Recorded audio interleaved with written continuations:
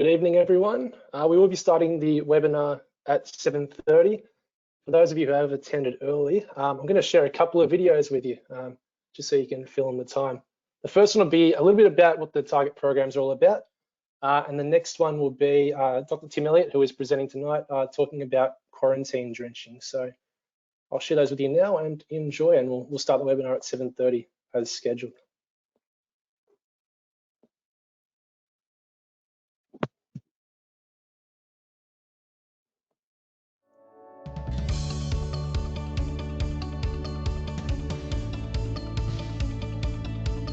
Target beef and target sheep are exciting initiatives launched by Verbeek designed to optimize the health and performance of livestock. We target 3 key stages of the production cycle and provide trusted animal health solutions in accordance with leading management practices. The target programs cover both beef and sheep operations and focus on weaning, pre-joining, as well as pre-lambing and pre-calving. These strategic periods are critical to the success of a producer's operation. An appropriate intervention at these periods is important. Target beef and target sheep aim to explore the challenges posed at these periods, discuss the main health and nutritional considerations, and provide recommendations around parasite control, nutritional supplementation, and immunity. Verbeek's leading range of products are part of the solution, but there are also other things to consider in an animal health program. In this series of videos, we will provide constructive solutions that are easy to understand and implement in your operation. Ask your local Verbeek area sales manager about implementing the target sheep or target beef programs on your property today.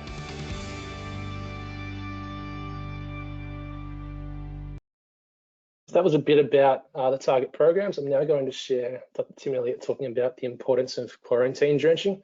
And if you are interested in hearing more about quarantine drenching, we have done a webinar that Tim, I believe, presented back in February, and that is on our website as well, and you can check that out too.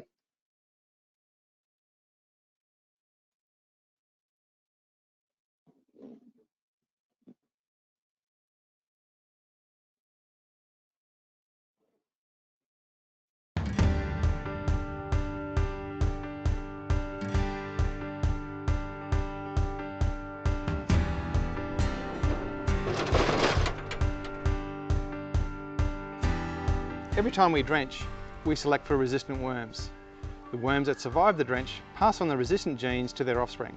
If we use the same drench continuously, drench too often, or underdose the animals, the number of resistant worms in the population will increase. Worm management programs are vital to prevent this from happening. One of the quickest ways to get drench-resistant worms onto your farm is with a truck.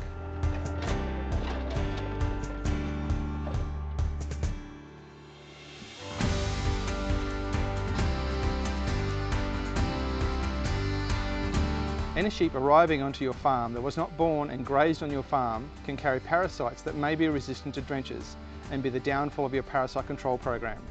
When sheep arrive onto your property, the assumption must be made that these sheep are carrying parasites that may be resistant to a variety of drenches and must be treated as such. In this video, I will take you through the 5 steps that will give you the best shot at removing these resistant worms before they get onto your property. When the sheep get off the truck and into the yards, they should be drenched with at least 4 broad-spectrum drench groups. If the animals are unfit to be drenched straight away, they should be given access to water and hay in the yards for 24 hours to allow them to recover before the drenches are given. See tables 1 and 2 on your screen now in regards to the types of drenches that can be applied depending on the situation.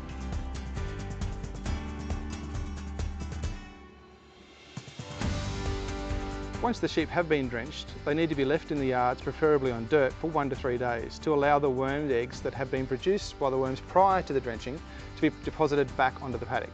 Sheep need access to feed and water during this time. If the animals are kept in a holding paddock with grass, avoid grazing this paddock with sheep for a minimum of 3 months, but ideally longer.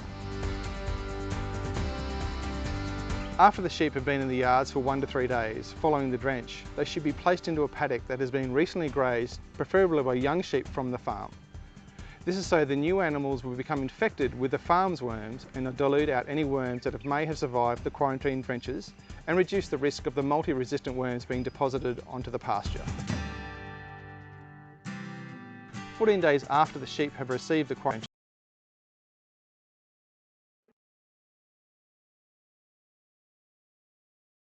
All right, guys, we had some technical issues on those videos. For those who did attend earlier, they are on our website though. If you do want to check them out, that is our first time trying to integrate videos into these webinars. We'll work on that moving forward, but hopefully you enjoyed them, and yeah, please do check them out on our website when you get the chance. Good evening. This will be the official kickoff of the webinar tonight. So good evening, everyone, and welcome to the 5th Target Sheet webinar in the series presented by Verbeck. Thank you, everyone, for joining us this evening. We have an incredible turnout, which is great. My name is Alex, and I'm the product manager for the sheep parasiticides range at Verbeck, and I'll be your moderator for this evening's webinar. For those who joined us early, yeah, I hope you enjoyed the videos, but yeah, please do check them out on our website. Tonight we have the pleasure of having Dr. Tim Elliott and Dr. George Cox on board to present on how to design the ultimate sheep drench program in 2020. Tonight, we're going to run this a little bit differently to previous webinars for those who have attended our previous sessions. Tonight you'll be provided with an animal health planner. What you can do now is go to the handouts section on the Go to Webinar tab. Go to the panel and download the planner now. So I've actually provided 2 documents there for you. There's one that's called Dr. Tim Elliott Quarantine Drenched Tech Note. That summarizes the video you were just watching and the webinar we delivered back in February, and also the editable Target Sheep Health Planner. If you can double click on that, and what you might want to do is right click when it opens and click Save As. Save it to your desktop first, and then you can start editing it. Alternatively, you can save it after you've filled it in if you are playing along as well. We will provide the opportunity for you to send these planners to Verbeck for comment as well and feedback, but more on this at the end of the webinar tonight. So before we get started, a bit of housekeeping as always. You should be able to hear us, but we cannot hear you. If you are having technical issues, please call or text the number on your screen now, and I'll do my best to help you out. If you do have any questions for Tim or George, please type them into the question box provided and we'll address them at the end of the session. Please be as clear as possible when asking questions so we can give you the best possible answers. We are giving away a 1 litre pack of Tridectin tonight. At the end of the webinar, there will be a survey that will pop up on your screen. Simply answer the questions in this survey to go into the draw to win. And we'll be notifying the winner within 24 hours of the end of this webinar if you have been successful. All right, so getting back into it, as I said, tonight we're joined by Dr. Tim Elliott and Dr. George Cox. Tim is a researcher with a particular interest in production animal parasitology and drug resistance. Tim has worked with many pharmaceutical companies, universities, veterinarians, and government departments to reduce the impact of parasites on animal production. He has experience designing parasite control programs for sheep farmers in the New England region of New South Wales, where drench resistance is highly prevalent. Tim has completed a PhD at La Trobe University, studying the prevalence of liver fluke in the Gippsland Dairy region of Victoria. Tim's work has been published in internationally renowned journals and has presented his work all around Australia for scientific audiences and farmer groups. Dr. George Cox is an experienced livestock veterinarian, having spent time in mixed rural practice in clinical product development and evaluation, training, marketing, management, and technical services. George is a member of the sheep, camelid, and goat vet and Australian cattle vet interest groups of the AVA and has a keen interest in livestock health and production. Now, before I pass on to Tim and George, we have a few poll questions to go through. These questions will help us get a better understanding of who you are and what information would be most beneficial to you. The poll questions are anonymous, so please be honest with your response. And I'll put these up now for you. So first question, are you a prime lamb or wool producer?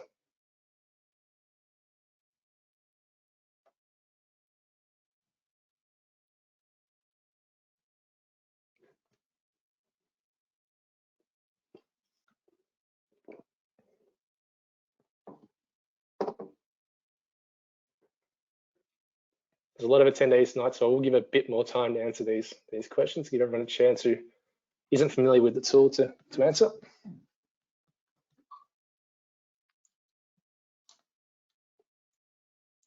We'll close it in 5, 4, 3, 2, 1. Hopefully you guys can all see that on your screen now. Great, we'll shut that one down. Great, there we go. So we've got 44% prime lamb, 17% wool, and 39% combination. All right, second question. Have you conducted an FECRT before? Maybe also known as a WECRT.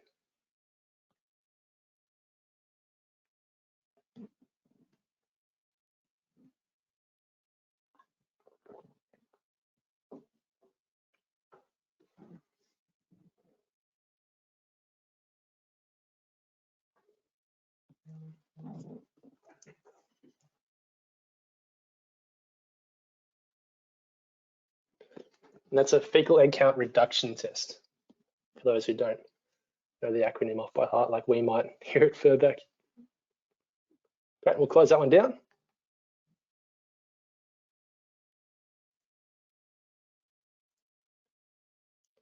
%37% have done one in the last year, 16% yes in the last 3 years, and 40% are yet to conduct one. And final question before we get stuck into the webinar tonight. Do you have a quarantine procedure on your property?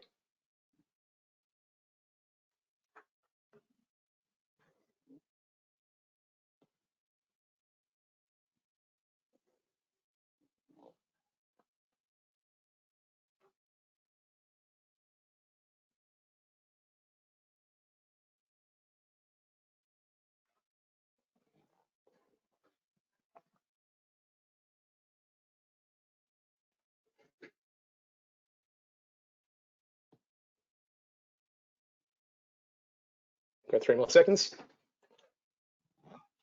And we'll shut that one down. And 76% say yes, and 20% no, and 4 are unsure. Great, thank you for that, guys. I'll have some more poll questions throughout the webinar tonight as well. All right, now I'll pass on to Tim to begin tonight's proceedings.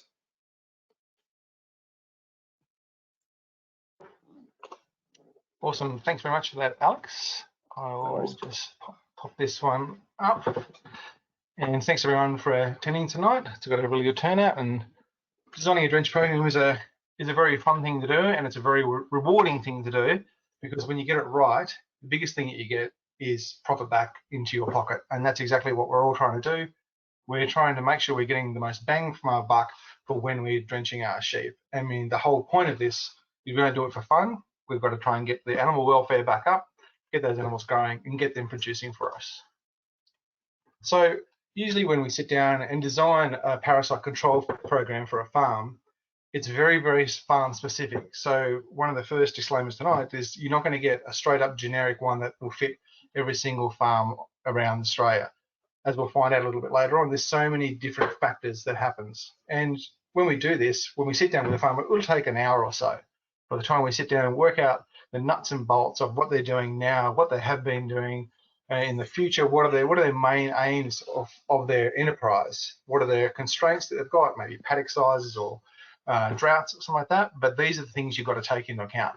But the first one that you always ask is what type of worms do you have on your farm? Because unless you know what you're trying to get rid of or what you're trying to control, it's going to be very, very hard to design a program for you. So these are our 3 big main guys that we deal with in the sheep industry. So we get the barber's pole worm. This is very, very prevalent in summer rainfall areas. It's one of probably the biggest burden of anyone who's got this worm on their farm. It's one of the biggest issues. And this is a reason why it's an issue. Here's a picture of a head of a barber's pole worm. And it's that little thing there called a lancet. And that's what it drives into the side or the wall of the abomasum, and it sucks blood. And you can have huge losses very, very quickly from this worm. Nasty, nasty worm. We're getting lots and lots of resistance, and we've really got to get on top of this guy, because when it gets out of control, you get a thing called a barber's pole storm, and it is literally a storm that goes through, and storms can knock down trees. These things will knock down new sheep as well. The other guys that we get, these 2 here, are commonly known as the scour worms. They don't suck blood like the barber's pole worm, so you won't get the sudden hits and the deaths, but these guys still cause huge production losses. This one here will really knock around the feed conversion rate. The animals struggle. They really just don't do very well. And this guy, the black scaleworm, he straight up lives by his name because you get big infections of this one. What happens is those worms all go into the small intestine. They really disrupt the villi, which is the absorption part of the small intestine. All the digestion runs straight out and you get the big scary bums. It causes fly stripe because it attracts the flies. So these are the main guys that we've got to try and control. So unless you know which one you're going to hunt for, it's going to be almost impossible to get a program going. So when you look at a lot of control programs from around the world, say in the UK and that sort of stuff, they're pretty specific because their climate doesn't really change. But looking at the climate of Australia, like we've got pretty much everything. And that's what makes it very, very hard, because from what works for one area is completely wrong for the other area. So we all know the areas that we live in, whether we live in these areas around here where you get the more summer rainfall, higher temperatures, but we get the moisture to go with it in the summer. But you go down into Victoria, southern New South Wales, you're falling more into the winter rainfall area. And then across NWA, you get the same sort of thing where we get the hotter summers. So it's the opposite of what we get here. The hotter summers here don't have the moisture. Well, we get hot summers here with moisture. Now, the really key thing with this is the barber's pole worm likes the hot summers and the moisture, and it follows that trend. And that's not to say that because down these areas, you're not going to get barber's pole worm. That's not true.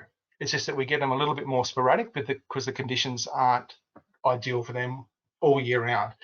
The other thing is we see more and more barber's pole worm sneaking down into the southern regions, and people are saying the parasite's moving, the parasite's moving. But just remember, it's not the parasite that's moving, it's the sheep. They're the ones that are taking the parasite, they're the ones spreading it around. And we'll talk a bit more about quarantine procedure and what we need to do to try and really control that. So we know our rainfall, we all know whether we're in a summer rainfall dominant, winter rainfall, sort of non-seasonal. Once we have that, we know the worms, then we need to think about the type of drenches. Now, these are all the drench groups that we've got for sheep in Australia. And these guys here, the classic old ones, the white drenches, that's like your valbicin or your oxfendazole, the clears, which is levamisole. These guys here have been around since the 70s, almost a little bit the 60s, so they've been around a long time. As you'll see in the next slide, they're starting to run into a few issues. Now, the other group that we get are the mectins. These guys have been the backbone of parasite control in sheep since about the 80s when they came out. Fantastic drug. But we've been spoiled by them because they did such a good job. We could really sort of take our foot off looking at a parasite control program overall, and we've relied a lot on these guys, and we're really seeing them starting to struggle now. We've got two new groups now. So this one here is your Zolbex group, and this one here is the one with StarTech. So these are the two newer guys. And then we go across into some different groups. These are organophosphates. This is like the ramitins, polax, a little bit different guys. And these guys are broad spectrum, so they kill pretty much all the worms. This is a mid spectrum, and then these ones down here, which is a chlosanthal, is what's known as a narrow spectrum. They don't kill all your scour worms. So when you're selecting your type of drenches, you've got to know what type of worm you're hitting. So one of the things we always ask is what drench works on your farm?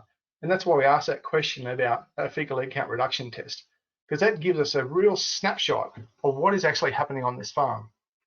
Because the one thing you need to realize that you've got a farm with your worms on it.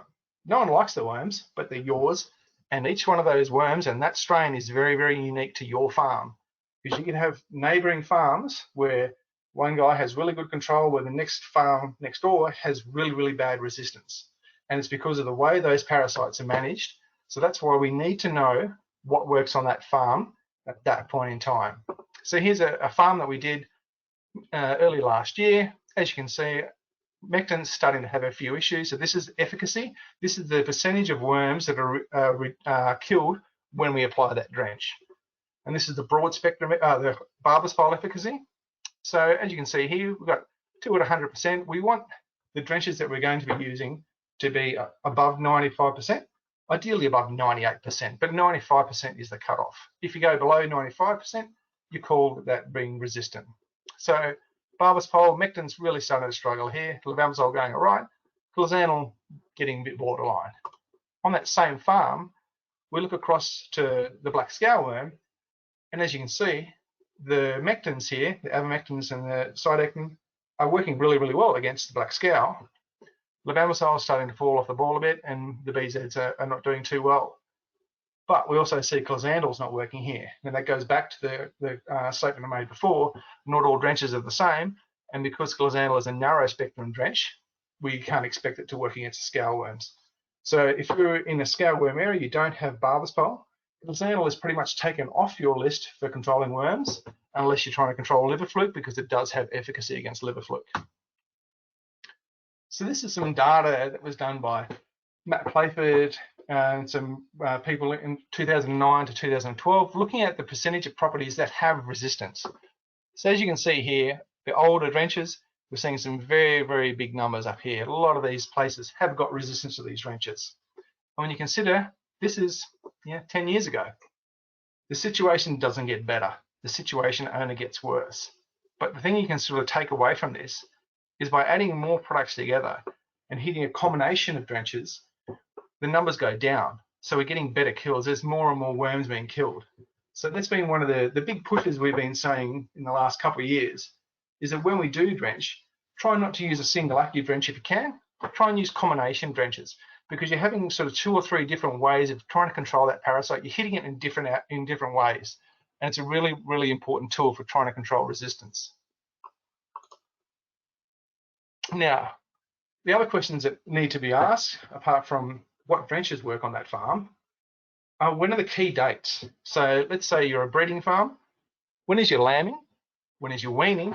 And when is your shearing? Now, the reason why we ask these is because these guys here, the lambing and the weaning, is when we're going to do our strategic drenching. Now, strategic drenching, we have 2 types of drenching. Strategic drenching, which is at a set time point, so either a time point or a management event. So the likes of that are pre-lambing, weaning of your lambs, or the first summer drench. Tactical drenching is when we drench based on ideally fecal egg count. When the time of year we go, okay, they haven't had a drench for a while, we've had some showers, let's do a fecal egg count, and we respond to that. We're reactive.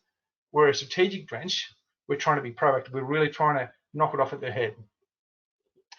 The other way is, when do you sell your lambs or your culls? If you're a fat lamb guy, when are you going to sell your lambs? At what age or what weight do you chip them off? Because that'll dictate what type of drench you use, because you don't want to be having some pretty fat lambs and then you give them a product that's got a very long ESI withhold period, and then you'll have to hold them back because you can't sell them because you can't put them through the abattoir. So those sort of things are very, very keen.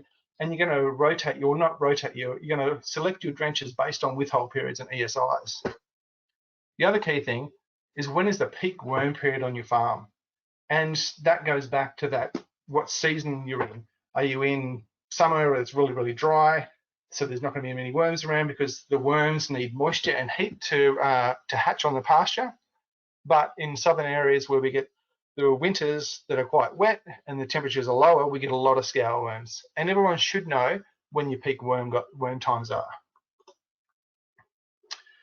Once again, that one of the what worms and the type of worms you got is just so important.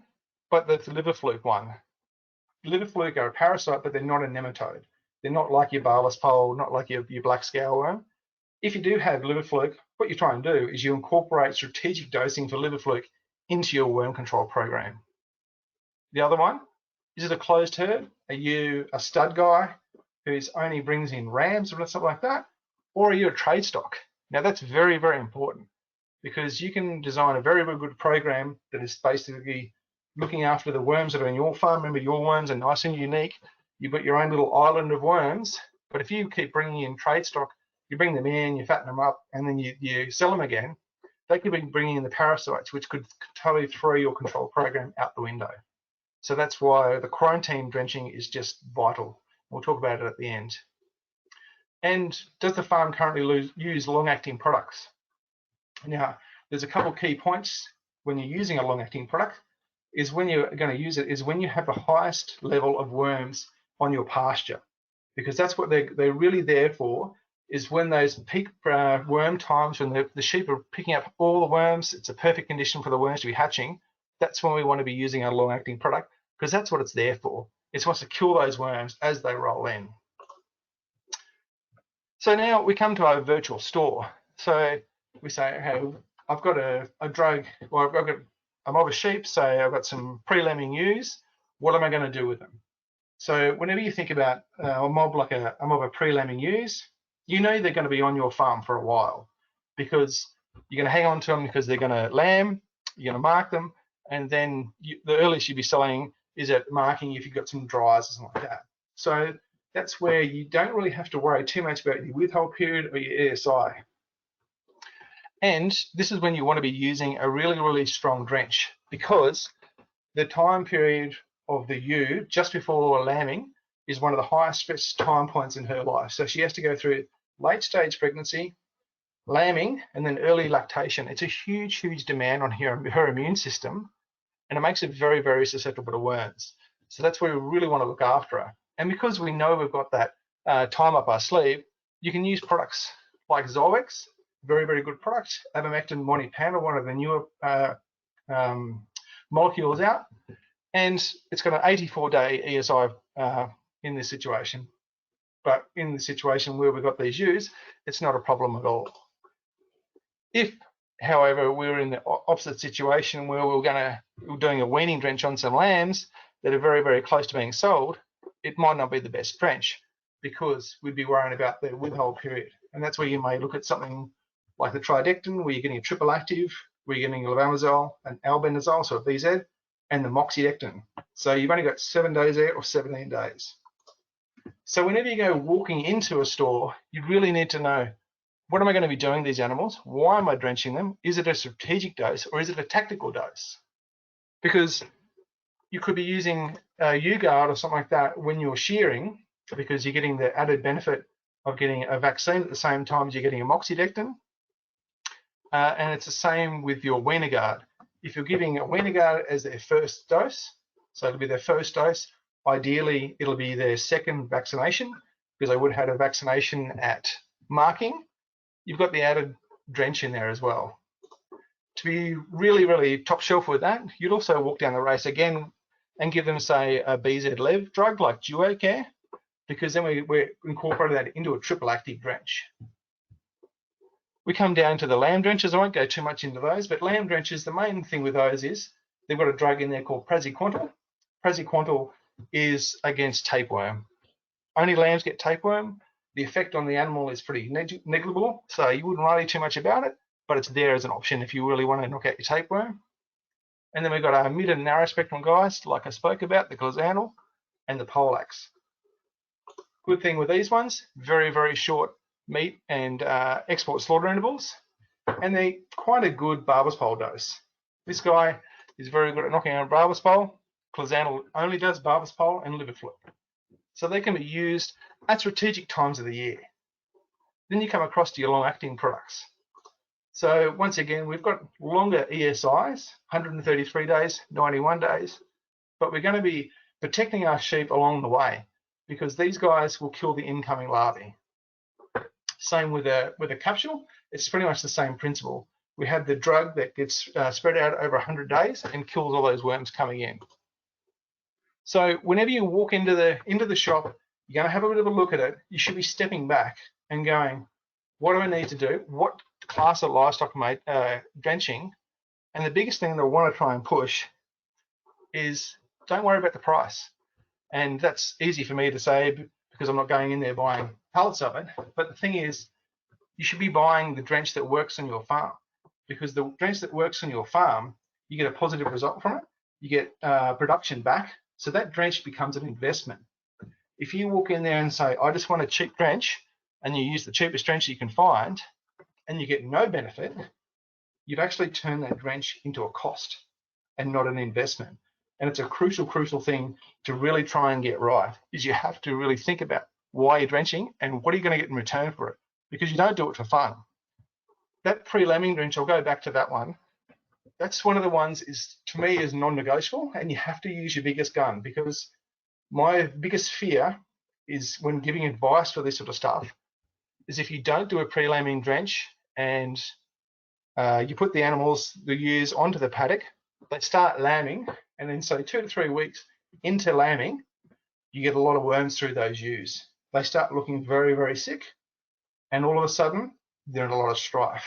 If you're 2 or 3 weeks into lambing, you can't do a single thing with those ewes, because you can't run them back into the yards to try and dose them, because you'll have all of them trouble trying to have mismothering. It'll just be an absolute nightmare. So it's one of the big things you really, really want to try and stay away from, is having to do anything with your ewes in that time period. Also pretty similar when you put your rams out. When you put your rams out and with the ewes, you want to just leave them alone. The only time you want to bring them back in is when the rams come out. Rams have only got one job of the year to do, but you really want to make sure they're fired up for it. So I'll flick across to the next one. We'll start going into the animal health programs, but I think Alex has got a few more questions at the moment. I do. Now's a good time to take a quick break and have a few more poll questions. So they'll pop up on your screen in a second. And very important for designing a program, I guess knowing where you are, because it's very different state to state, region to region. So the first question, which state are you from?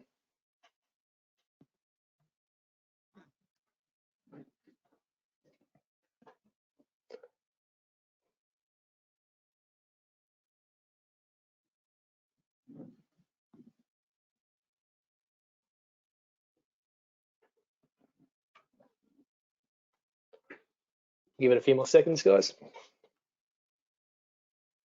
We'll close that one down. So majority from New South Wales, ACT possibly, 4% from Queensland, Northern Territory, 9% WA, and the remaining 33% from Victoria or Tas. Next question.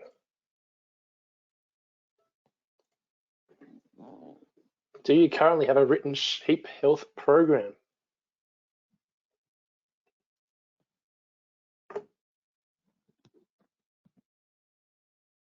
And apologies for the last one, we did leave out a very important state as well. South Australia was missed. Apologies for any South Australians out there.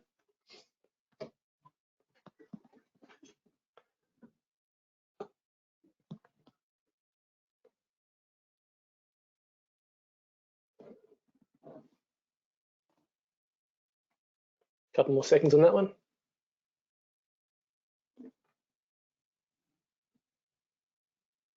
3, 2, and 1. All right, so 10% use our target sheep program document. I assume that's referring for some of you to tonight in particular. Yes, my own program, and 55% say no, they do not. Great, Tim, back to you. Alrighty, thanks for that, Alex. Okay, so here's an outline of a target sheep health plan. Now it's broken down mainly into 2 areas: the type of livestock and the actual management program. It's the first thing you should actually try and do is you fill out when are the key time points in your whole program. When is your lambing? When is your marking? When is your weaning? When is your joining and shearing? Because we can build everything off that. So what I'll do now, we've got 2 programs to go through. This is the whole program, but we'll break it down into quarters. And this one's for winter rainfall area, so southern Australia, southern New South Wales. So we get the peak worm period sort of April to August, maybe a little bit later. So it's very much the winter time that we're getting hit by a lot of worms. But we also need to keep an eye out, because sometimes in these areas we can get some barber's pole pop up in this summertime. So we'll roll across. We'll start from the calendar year. So down around this region, you have the first and the second summer drench. Now the second summer drench, we only recommend doing that based on a fecal egg count, because if the summer's been very, very hot and very, very dry, there may not need to be a second summer drench, because there wouldn't have been any pickup in that hot summer period. So we do a fecal egg count along the way. And then when things start to cool down a little bit, we're getting ready for lambing. We're going to be lambing in April. So about 4 weeks prior to lambing, we want to do our pre-lambing drench. So like I was saying before, this is a non-negotiable one. You can use, for this farm, what we were using was a Cydecan LA, and we're priming it with a Zolvex. Now, whenever you use a long-acting product, it's very, very important that you prime it. And priming means that you give another dose at the same time. It really helps the long-acting product, whether it be Cydecan long-acting or a capsule or something like that. It gives it a real boost and actually makes it work a bit better. So you come down the race twice and you put them in. Then the ewes go into that lambing paddock. Now the lambs, they should be okay. Once again, depends on the rainfall. So it's really this crucial time point here of the strategic dose. Then we roll across, we go into lambing. Now, the other thing when you use a long-acting product is we recommend at about 50 days after you've put the capsule in or given the long-acting product, do a fecal lead count. And what that does, it just confirms whether the product is still working quite well, because we are seeing quite a lot of resistance around. And when you get resistance to mectins that are the primary active in these long-acting products, you don't get the full period of protection as what you should. And it just slowly wears its way back. So you won't get the full 91 days or the 100 days, depending on the product. So that's why we think at about day 50, come in and do a fecal egg count. Because if at day 50, you've got a fecal egg count or it's positive, we've got a problem. If it's starting to get high, we've got a real problem, because you're not going to get that full period of protection out of that product. And then it becomes very, very important when that product starts running out, we use what's called an exit drench. Because if there's any parasite surviving during the time that long-acting product is working, we want to get rid of it. We don't want it there because it's going to have resistant genes in it. If it's got resistant genes, it's going to be shedding resistant eggs. Those eggs go into the pasture, they get picked up by the lambs get the resistant worms, and we just snowball. So if required, use that exit drench, because if you've got worms there, we want to get rid of them. Also, when you do this fecal egg count on your ewes, if for some reason you haven't been able to put them on a clean paddock, you haven't done your paddock preparation for your lambing paddock, and you've got a lot of worms in your ewes here, you may consider drenching your lambs at marking. Now, definitely don't do it in the cradle, but it's always an option, because there's no point trying to do a fecal egg count on a lamb at this age, because the parasites from the time they come in take 3 weeks to start egg laying, so you might not pick it up. But if you use a wormy, there's a fair chance your lambs are going to be wormy. So weaning, once again, you come in with a weaning dose, whether it be a weaner guard with a duo care, or depending on the animals, if you're going to use, if you've got merinos, they're going to be hanging around for a long time, you can come in with something with a long withhold, a long ESI. But once again, you just got to make sure you know what's working. We keep rolling along. Don't forget about your rams. Everyone seems to forget about your rams. You think about your rams about a month or two before you're going to start using them. Most of the time they get put in a small paddock and left alone with each other. The ram's immune system is pretty rubbish. So just keep an eye on your rams, do a fecal egg count along the way, and make sure they're still ticking along all right. So we roll across into the spring. Once again, we've done a weaner guard or the weaning drench. This is a really good time to see whether the worms are starting to pick up. If you haven't done a fecal egg count reduction test on your farm, so a drench test, it's a good time to do it. Lambs are the perfect animal to do a drench test on, because they've got a very, very low immune system. They get wormy very easy. So they're ideal animals to actually do a full fecal egg count reduction test, where you may test 5, 6, 7 different types of drenches. And you'll get those graphs like I showed you at the start. It'll tell you the products that are working really well and the ones that are kind of starting to struggle. You don't use ewes or rams because their immune system, especially with ewes, can go up and down. So try not to use ewes for a fecal egg count reduction test. But you can do a fecal egg count along the way with the ewes. And then depending on your shearing and your joining and your first summer drench, but your first summer drench is not set by the calendar. The first summer drench is set by your season. And by what I mean by that is when things start to hay off, the rainfall's disappeared, the days are getting really hot, and it's not a good environment for the worms' eggs to be hatching or the larvae to survive. Once you get those sort of conditions, then you can drench, because there'll be nothing else carried across. This will depend on whether you use what type of drench you use at the start to what type of drench you're going to use now. If you've got some crossbred lambs here, it's a good option to use something with a short ESI and a short withhold. Or if you've got something you got to hang on to, you can use the other types of drenches out there. So that's pretty much the type of program you can look at when you're looking at a winter rainfall area. And once again, it's just working on those time points when you actually got the management. And now we come into a summer rainfall area. Now, going back to that one for just 1 second, the key thing with this is we're mainly dealing with scale worms here, but the one way we could have a problem is we do our first summer drench, so things start to get pretty dry early November, so we do our first summer drench, but by the end of November, start of December, we get some good rain, get some summer storms coming through. We really need to check on that, and you may need to do a fecal egg count about 3 to 4 weeks after you've had those storms, because people can get stung, because that's when the barbless pole will pop its head back up, and people who are not used to dealing with barbless pole a lot, they can get quite a rude shock, because 1 week the sheep will be looking okay, and then the next week they'll be very pale, they won't want to run, you'll have a hard time getting into the yards. So this summer drenching, it's not a set and forget, you've got to go by the season. So we come across now to the New England region, which is pretty much the home of barbless pole and the home of resistance. It's one of the harder regions to try and to deal anything with, but when we get it right, it's very rewarding. So here's a bit of a background, and if you guys are doing this and you're working up your own sheep program, because that's what the whole point of this is you guys should be able to work with us to try and work out what's going to work best. But you need to give us a bit of information, a bit of background, your merino, your crossbreed guys, are you set stock, do you rotationally graze? So a bit of the background of these ones, they come in, they quarantine drench, they're leaving contaminated, so they've got the quarantine drenching program done very well.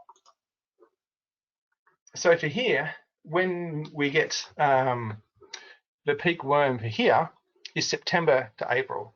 So that's basically spring over into summer and into autumn.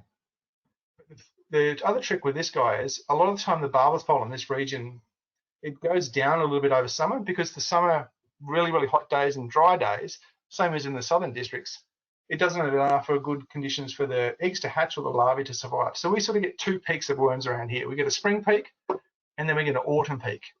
And a lot of the time the autumn peak can be the worst of the lot, and it can be the biggest one of the lot, and it can come up and bite people, because by the time things start to get cool in April, they think we're okay, but it can be the perfect time for worms to come along. So once again, we're just going across here from the calendar year. So say we're going to be weaning in January. Once again, this is a strategic dose. You only do, it's a no-brainer. You have to do a dose. You don't ever let your weaners go outside, because of the high stress situation. You've just pulled them off mum, you've put them all together and you've chucked them in a paddock. It's a pretty stressful time for them, so you want to make sure you give them the best opportunity you can. All the other guys, just do a fecal egg count along the way. If you've had some decent rain in December, there's a fair chance you'll need to do some drenching here. Now, if you're going to use a long-acting product, whether it be Sidectin LA, a capsule like that, we're thinking this is the best time to start incorporating that into a program. Because of this is when we're really going to get the peak worm pressure. So if you're going to use a long-acting product, we prefer to use it at this time, because the amount of larvae on the pasture is huge and the amount of eggs hatching is huge. So we run it across. Once again, we're going to do a fecal egg count on anything we use a long-acting product with, and make sure that's still working. It's very crucial that we make sure it's still working. The other thing you can do here, if you haven't done a full-on fecal egg count reduction test where you've gone around, tested 5, 6, 7 drenches, you can do a thing what's called a drench check. So after you've done your drench, your weaning drench, you can do a fecal egg count 14 days later. And what that tells you, did you leave any worms behind? Then the only way you can work out the actual efficacy if you took a day 0. So the day you drenched them, you took a fecal egg count and you had a count of 500, you drenched them. 14 days later, you had an egg count of 50, you had 90% reduction. But if you didn't do the first one and you only did a 50 and you did the 14-day one and you had an egg count of 50, you know you got issues going on, but you're just not too sure how bad they are. We really want to keep an eye on those lambs. We've got peak worm period time. Lambs very low immune system. So this is when you can sneak in with another type of drench here. Once again, look after your rams. You're going to have joining coming up. So make sure your rams are in good condition when they go in for joining. So the worms usually start to slow down a fair bit over the winter time in this area. It gets pretty cold. It's not a very ultimate time for them. We go into shearing. This is when we're going to go into pre-lammer as well. So really, really important that we roll into that, into a situation where we've got the best opportunity. And also do your lamb paddock preparation. And by paddock preparation, it is locking up the paddocks for a couple months before, and it does two things. It lets any worm larvae on there die. We really reduce the numbers down, and also lets the nutrition come up, lets the pasture come up, because one of the best drenches of the whole lot is nutrition. Big, fat, healthy animals, it's very hard to get them wormy, but if you have an animal that is nutritionally stressed, it'll get wormier a lot quicker.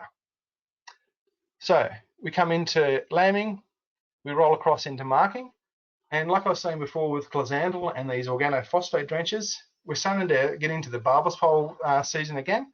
Really good time to start using these guys in now. If we're going to use a Chlysandel product, I'd like to use it in combos. So that's where like an Avamec Dual, which has got Avamectin in it, it's got Chlysandel at a higher dose rate. It's a good spot to come in with that. Also acts like a bit of a fluke dose if you have got fluke on your farm. It's got a bit of a longer ESI and withhold period, but we're going to be hanging on to these ewes for a little bit longer, especially if they're wet. If we wet and dry them, we can give the dryers and that Thalafos combo. So that's with the BZ Lev. So we're getting a triple active there. It's got a very, very short withhold, so we don't have to worry about them. So we can get rid of those ones that are dry. We don't want to carry them across if they're dry. We knock them off. So that's the sort of basic building of a program. But what works on this farm for this management practice is not going to be the same for everywhere. So that's where you guys need to sit down and work it out for your farm and you know what works in your management. Because if you're also a cropping person, you're not going to be wanting, in the middle of harvest, you're not going to be wanting to run in the sheep to go give them a drench because the management program telling you should be drenching them now. You should be working around that. And that's the whole thing. We've got to have these programs set up, but we've got to make sure they're workable. Done some work with some other farms around the place. Some pretty big guys came, had some huge problems, couldn't control worms, drenching their ewes up to 7 times a year. By the time we sat down, did some drench efficacy checks, worked out what was effective drench, what wasn't. We changed their management program. Within 2 years, most of the ewes only got 3 drenches, some got none. There was a huge saving in labour, the stress on the animals from bringing in, but we're also turning those drenches into an investment and not a cost. So I think anyone who's doing, you can do the same thing with cattle. You just can roll these programs around. So to wrap this up, whenever you're looking at a program, look at your management first. Don't worry about the worms. Don't worry about the actual drenches. Look at your management. One of these guys here, when's your pre-lambing, your weaning, and your first summer drench? They're the ones set in stone. Build off that. Work out what you're going to use here and move them around. Don't have the same drench following all the way across. When you don't have to worry about your withhold periods and ESIs, it's a great time to use those products with the longer withholds and ESIs. And the perfect time is a pre-lammer. Now, the other thing is find out what works on your farm. Your farm, like I said, is unique. If you haven't done that full fecal egg count reduction test, do a drench check. The fecal egg count is cheap as chips. It's $50. Another $20, you get to do a larval diff, which will tell you the type of worms there. It's money well spent. You spend $70, $80 and it'll give you so much information. And once you start doing them regularly, you build up a picture of what is actually happening on your pasture and in your sheep with your parasites. And once you can understand them more, you can control it more. The other way I like to think about it is you use a drench gun to go out there and drench your sheep.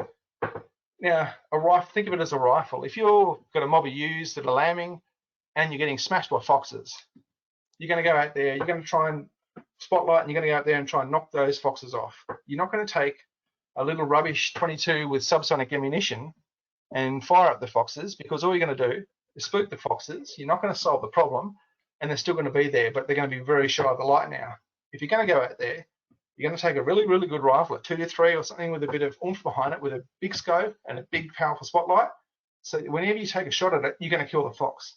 Make sure you do the same thing with your worms, because if you go out there and you shoot at the worms with the wrong drench, all you're doing is making them resistant, and they're going to be harder and harder to get away from last time. So when you go into that shop to buy the drench, don't just think about the price. Think about what I'm going to hit. And if you're not too sure what you're going to hit, think of the drench check as being your target. It gives you that option. You say, okay, I fired a shot. Then you walk up and you say, did I actually hit the target or did I miss it? And be prepared to change. Just because you've set out 12 months and go, okay, this is what I'm going to do. If the seasons change, like saying if you get some summer rainfall, all of a sudden you get a lot of barley spell, you're going to have to be very, very reactive. So it's a guideline. And don't let drenches be the only way you control your worms. Nothing is ever simple. If the only way you're controlling your parasites is with a drench gun, it's going to be very, very hard in the future to really get on top of it. You got to look at your farming system as a whole, look at your nutrition, look at your pasture, look at your paddock rotation, look at the condition of your animals. It's all wrapped into it. And then once you get those things and you roll them all into one, that's when you start really bringing in the cash. And the other big problem is don't bring multi-resistant worms onto your farm, because you could do a full fecal egg count reduction test. It'll cost you $1,000, have it all sorted. You know exactly what's happening with your worms. Then you bring a mob of weaners in, like that. They've got this nasty, nasty parasites that you can't get rid of, and that money's all gone out the door. So we've got a tech note about quarantine drenching. It's one of the big things we're really trying to push these days, is making sure you keep your worms yours. It's very, very important. That's pretty much it for me. So thanks everyone for listening. I'll flick back across to Alex now.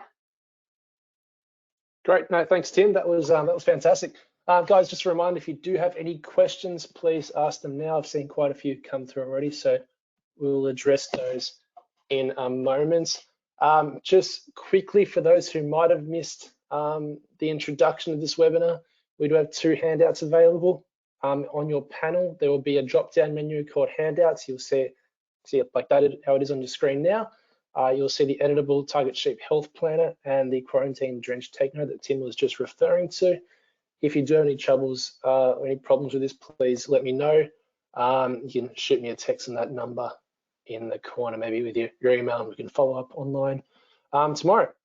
Now, before we do jump into questions, just go to my next screen. There it is. If you have filled in the program and would like some feedback, please send it to the following email address with relevant contact information. Make sure you include the important aspects of your property and drench history so that we can give you the best possible feedback. But yeah, feel free to fill out your program and send them through for a bit of feedback there as well. All right, we'll jump into questions now. And please keep them coming through. We do have some time left over. We may run a bit over time if we do have, if Tim and George are happy to stick around tonight.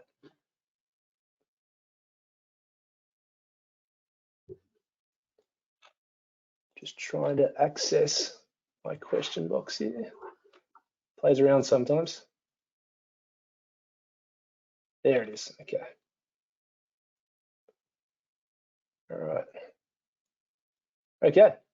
First question. Maybe one for you, George. We'll see. Best drench you have available for pre-lambing ewes? Well, I'm not sure whether it's myself or Tim to answer that, because it depends on the operation. It depends on the season. It depends on when you're going to lamb. So that's not a question that you can answer with a specific drench. It depends on your operation. I don't know, Tim, do you agree? Yeah, it's a really hard one. It's the $1 million question that you quite often get. It's what's the best drench? But I mean, for those sort of situation, you want to be using something you know is going to have the bang for the buck. You wouldn't want to come in with a little single active lamazole or something like that, but you want to guarantee that it's working. So you really want to know, are my animals, are they coming into the peak worm season? Are they coming out of it? Is this, what am I going to do? Are they in a paddock that's got a lot of contamination, or are we putting them in a clean paddock? There's lots of questions you sort of got to ask with that one straight up.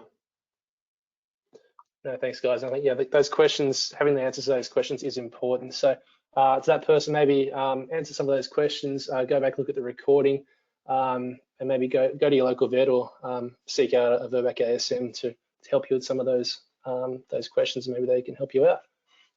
Next question, how often should we rotate the combination drenches? If the current combination drench is working well, according to the FECRT, should I use a different one next time for a pre-lambing drench? Yes, I think as long as your combinations are working, that's the main thing. And if you know that they're working, you can rotate them around, whether they just be from a triple active, if you're in an area with barbless pole, to a 4 active. It's always best, we think, to mix it up a bit. You don't want to use the same drench all the time, that's for sure. And if you do use quite a bit of triple active drenches or something like that along the way, just make sure you do a drench check, even if it's only once a year, just to get the peace of mind that actually is still working. But yeah, I think mixing it up along the way is a pretty important important tool. And if you're going to go into, say, with a summer drench, you don't want to have the weaning drench the same as the summer drench, because you're going to be doing the 2 of the same drenches along the way. Totally agree there with Tim. You have to use everything that works on your property in your program somewhere, just to make sure that they'll keep on working. Okay, thanks, guys. This one's addressed to Tim. How long after second summer drench would you consider a pre-lambing drench? Ooh, yeah, good one. Crikey. Yeah, that's a cracker. I'll have to say I don't know now.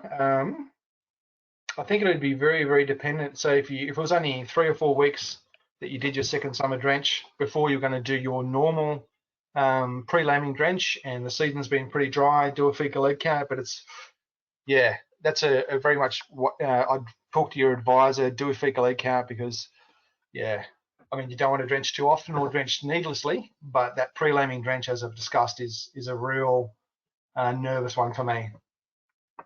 That'd be a case-by-case basis. Sure. Yeah. So much of this is. Next question, a bit of a classic one. Is drench rotation a thing these days? George, do you want to do that one? Again, it's not rotation as such. It is using everything that works.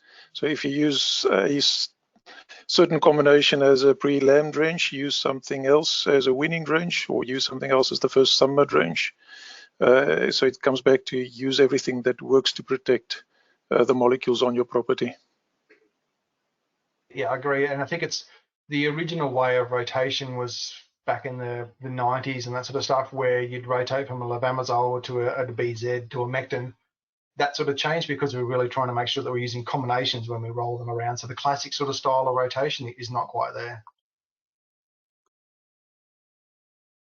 Great. I'm just reading another question here. We'll address that one offline. They have just noted that they would like to take it offline, so we'll leave that one for now.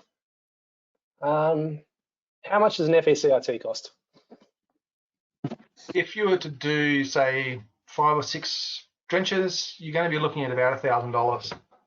So it'll be about $1,000, and it'll take the actual time that it takes to set it up. You're going to bring the sheep in, you'll drench 12 sheep, you'll mark them with a spray marker or an ear tag, you'll give them those 12 a certain drench, then you'll bring another 12. It'll take you half a day or more for 2 or 3 people. So it's not a straight up easy slap it down the paddock thing. It does take time. Be careful, it's an investment. But once you get that data back, it is gold.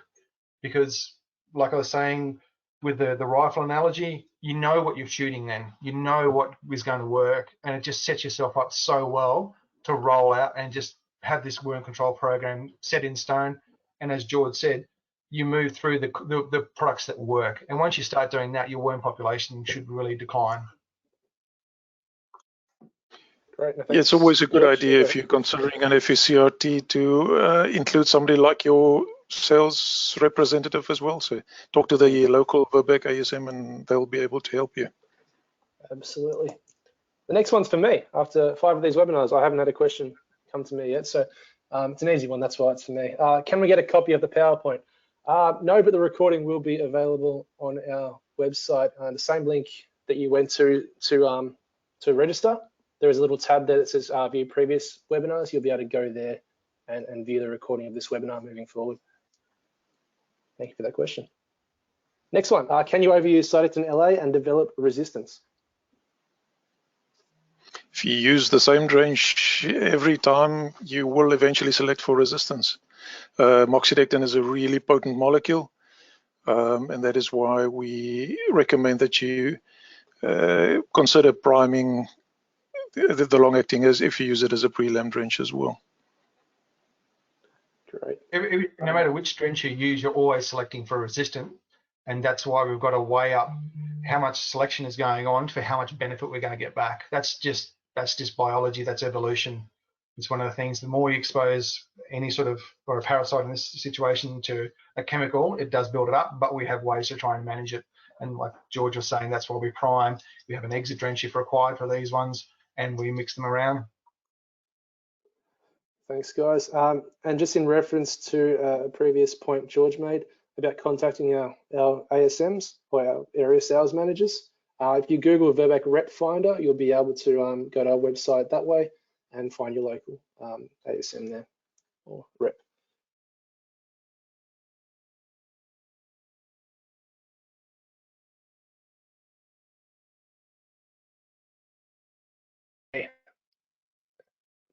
Should you routinely worm monitor young sheep? Yes. We've had worked with farms where they'd get fecal counts from every mob of their sheep every month. And it just built such an awesome program, an awesome picture of what was happening in their stock. It was a fantastic way. So yeah, fecal counts in your young stock is gold.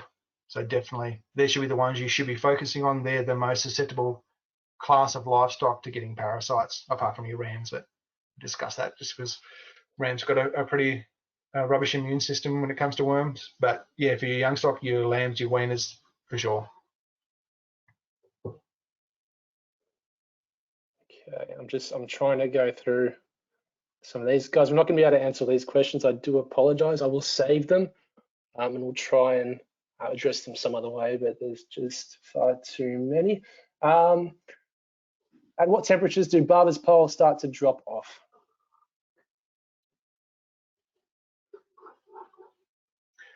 I can't remember that graph off the top of my head. Yeah. We'll use it in every other webinar except this one, I think. Yeah. But the thing, you get a really big decline when the temperature goes up and the humidity, like the moisture, goes down. It's desiccation is the biggest thing that really kills them when it gets really dry. And then when it's really, even if it's really moist, the heat will actually make them swim around a lot more, so they just run out of steam. So the general rule of thumb for locking up paddocks, if you lock up a paddock in summertime, you only have to lock it up for about 3 months to get rid of most of your larvae. But if you're to deal with winter conditions, you could do up to 6 months just because the temperature is so much lower.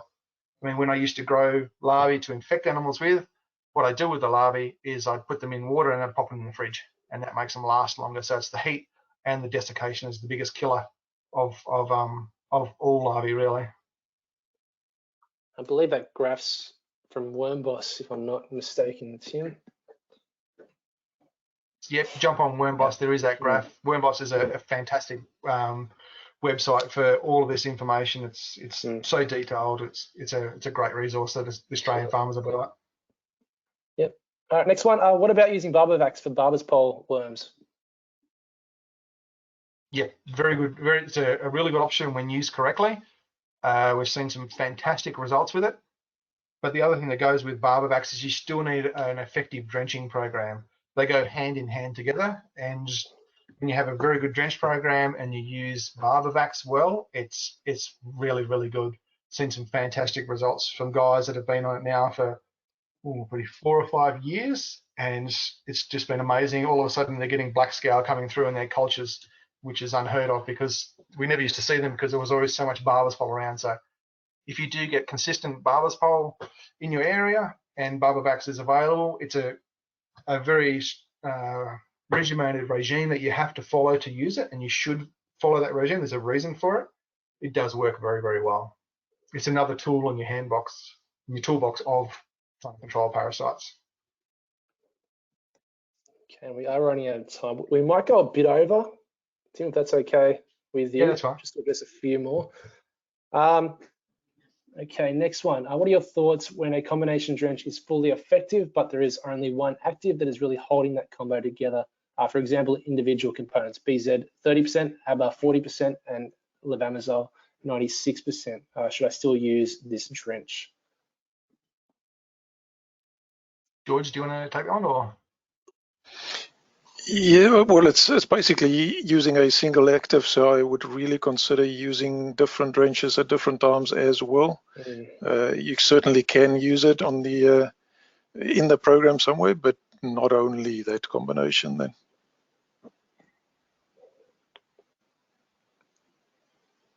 Great, thanks, George. Is it best to do an FECRT during peak worm times or at another time? I think the risk you run when you get at a peak worm times is getting the control group out of control, and then you get big problems with animal health. But the one thing I'd really look for when you're doing a fecal leg count reduction test is making sure you've got all the types of worms that you're chasing there. So if you're in a barber spole area, obviously you want barber spole, but if you can get some black scowl or something like that in at that right times, which might make you do them early winter or late winter or early spring, I think that's the key time, is to make sure that you get the best bang for your buck by making sure all the worms you're looking for are there.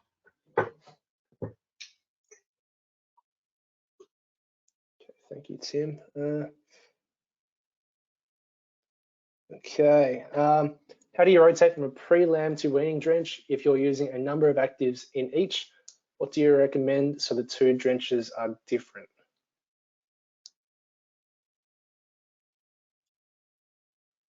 So if, say, yeah, I mean, most combination drenches now have got a mectin in them. That's just the way it is. But the other drenches that they've got in there, so if you use a Zolvex Plus as a pre-lammer, and then as a weaner, you could come in, say, with a StarTech or a Tridectin. So you've got some differences there. You still got mectins, or the Moxie in there, or the Abbas, but you've got the Monopanel and the Zolvex or the Durquon and the StarTech. So it's hard to rotate away from mectins just because most drenches have got mectins in them, but it's the other drugs that accompany them as well. And that's where if you can slip in the naphthalophosis with your organophosphate drenches or clozandals in there as well, if you're in those barber spole regions.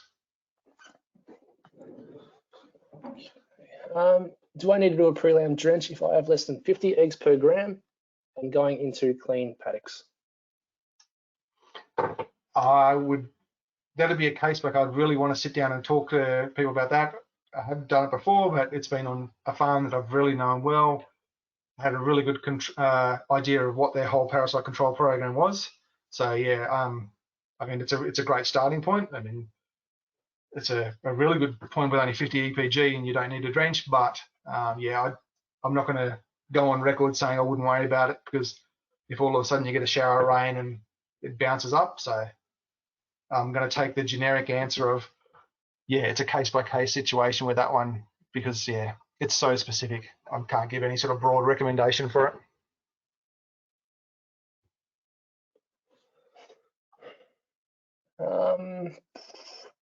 Sorry, there's just so many. I'm trying to pick out they're all great questions, so I'm trying to pick out the ones that can help the most people. How come lambs only get tapeworm? George, you're the tapeworm guy. You get different tapeworms. The one that we see most often is the milk tapeworm, your Monesiae. The animals develop a immunity to it, and the lambs normally get rid of it by around weaning or just after weaning. And if there's no heavy infestation, it normally does not have a big impact on production. Fairly easy to control. Any combination containing praziquantel will remove them properly.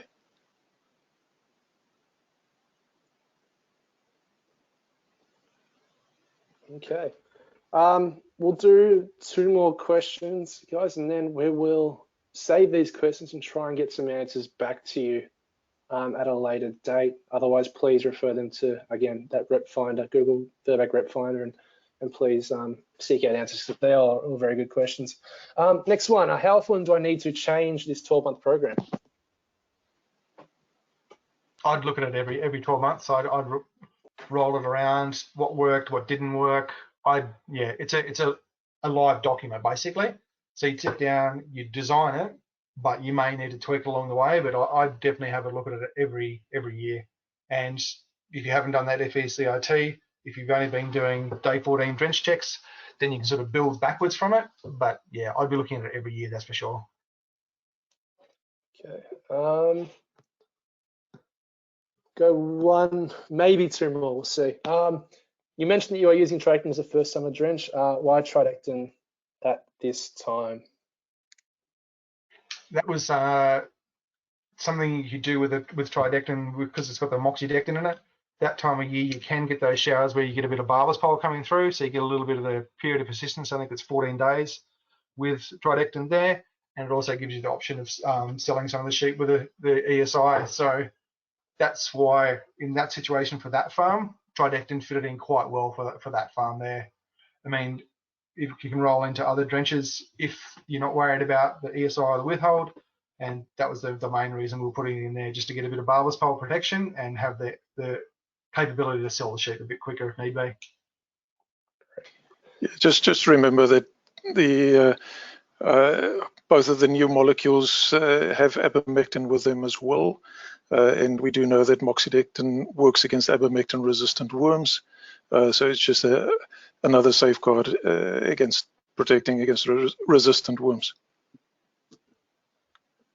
Thanks, guys. We'll do one more, and then that's it. We will save these. We'll pass these questions on. They will be addressed.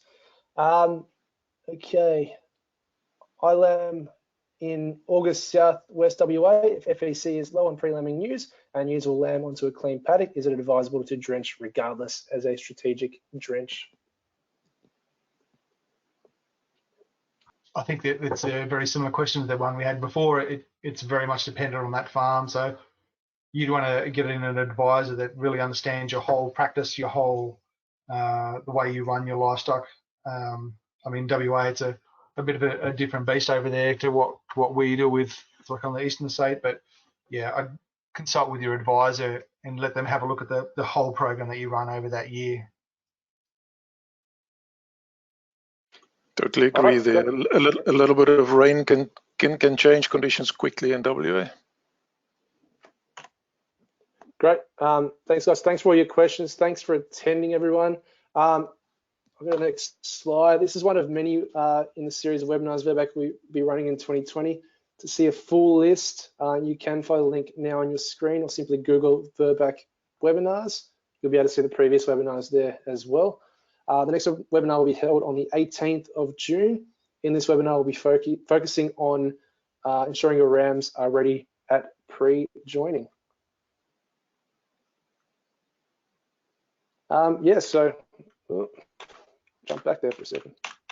Oh no, I've gone full circle. That's it. So yeah, thanks everyone for attending today. We hope you got a lot out of this session. Thank you, Tim and George, for your time this evening. A survey will pop up following this webinar. Don't forget to complete this to go in the draw to win a 1 litre Tridectin. Please keep an eye out for a follow-up email with all important information from this webinar, a full list of upcoming webinars and links to past webinars and more. And thank you all for coming tonight. We really appreciate it. It was an incredible turnout, and enjoy the rest of your week. Yes, thanks very much, everyone. Thanks, everyone.